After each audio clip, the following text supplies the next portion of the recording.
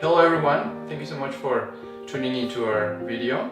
I'm here with my colleague, my friend Eric Morris, Dr. Eric Morris, and he just came up with this book called A Brief Guide to Building Your Therapy Practice. And I found it quite useful. There's a lot of really good tips, very technical tips, pragmatic, some philosophical, and I think a lot of people can benefit from it. And also the way he sees therapy, the importance of therapy, that type of thing. So tell me, what is it that inspired you to write such a book? Well, I mean, as therapists, we don't really have any sort of training in this area at all. I mean, you have all of your classes in terms of how to do particular therapeutic approaches, but in terms of the business side of therapy, there really is hardly anything.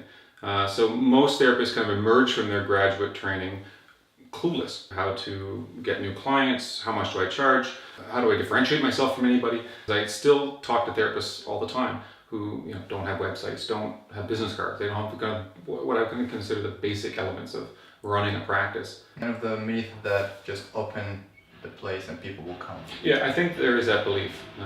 It's either like a naivete kind of thing in terms of people will find you somehow, or overconfidence, or just confused and unsure of how to proceed, become quickly overwhelmed.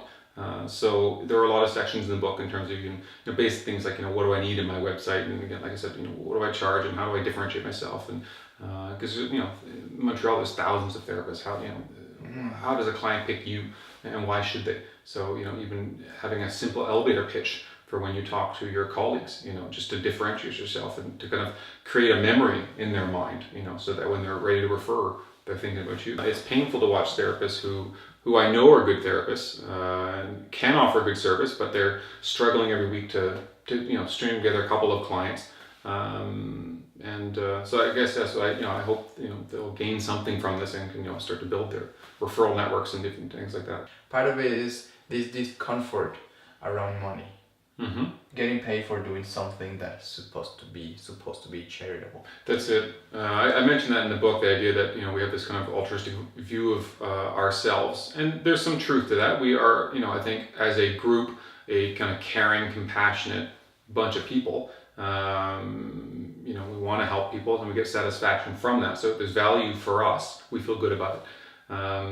So the idea of trying to maximize how much you can make in that exchange, I think is uncomfortable and maybe off-putting for some therapists.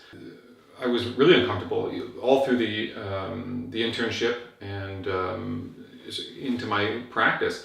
The idea of waiting while someone's counting out the money or asking me how much it costs. I guess the point I try to make in the book is approach what you charge conscientiously and make a decision based on who are you targeting, which population you want to work with.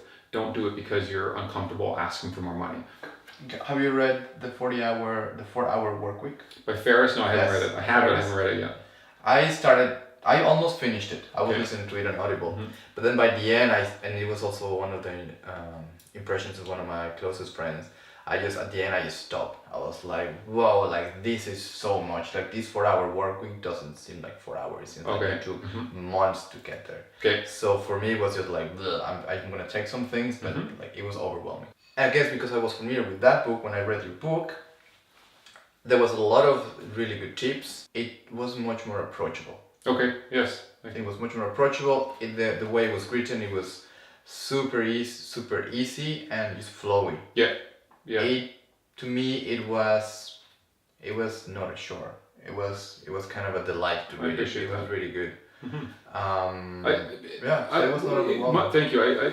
My writing style is very much no fluff, no extra stuff. I'm just going to say as many facts essentially in a row in a kind of a fairly good writing style as possible. Calling it a brief guide, lets me off the hook, and I don't feel bad that it's a shorter book. So I can just say, look, here are a bunch of good facts, and strategies. Pick, one or two strategies, even like start with a few basic ones, and I try to give you a bit of a timeline in the book. This week, like you would tell a client if they haven't exercised in forever, how would you approach that? You wouldn't say, okay, this week you're gonna go 4 times. You're gonna be like, okay, we're gonna go 1 time this week for 15 minutes. Take it really, really simple. So I would approach it the same way.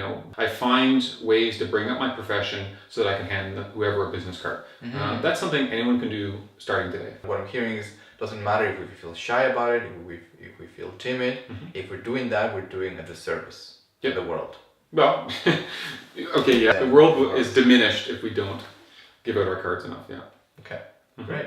Can you tell me a little bit about psychotherapy, how you see psychotherapy, the value of it?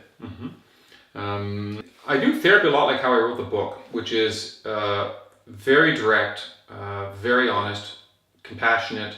I try to make it simple to understand, and you know, often before the client, even if it's a new client, before they've even sat down and taken off their coat, I'm already kind of in terms of the types of issues they need to work on. One of the innovations, or one of the things I do, is I send a questionnaire to new clients, and it's like 4 pages long, and ask them a series of questions about their history and different problems they're dealing with and whatnot.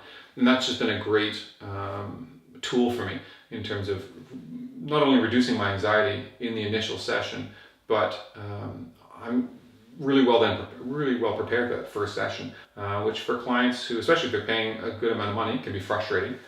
They just want to get their problem solved generally.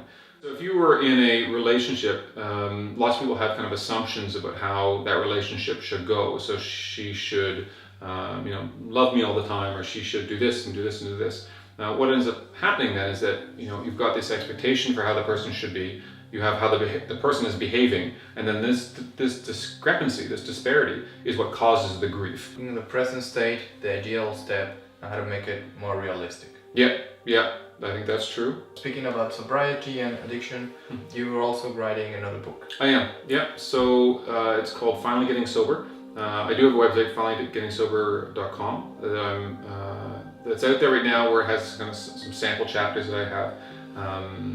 And I'm hoping the book will be ready the first half of 2019. When I was first starting out, I contacted a successful colleague and asked if I could meet with this person to help me get into the field, and this therapist said, no, I get these requests all the time, it's kind of a trade secret, I'm not going to tell you how I have been so successful. I kind of never forgot that. I was like, oh, that's such a selfish way of looking at things. The seed of this book, I think, probably started with that. That I didn't want to be one of those people that just kind of holds it all. Out of that, this beautiful thing came. Awesome. Thank you. Well, thank you so much, Eric. My pleasure. We'll